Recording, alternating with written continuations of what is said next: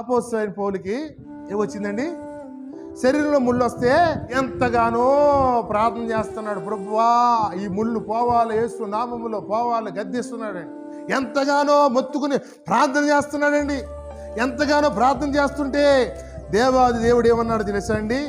2 కొరింథీ పత్రికలో ఏమన్నాడు చూడండి, 12వ అధ్యాయము 7 నుంచి చదివితే, నాకు కలిగిన ప్రత్యక్షతలు బహు విశేషముగా ఉన్నందున నేను అత్యధికముగా ఎచ్చిపోకుండా నిమిత్తము నాకు శరీరములో ఒక ముళ్ళు నేను అత్యధికముగా ఎచ్చిపోకుండా నిమిత్తము నన్ను నలగొట్టుటకు సాతాను యొక్క దూతగా ఉంచబడేను.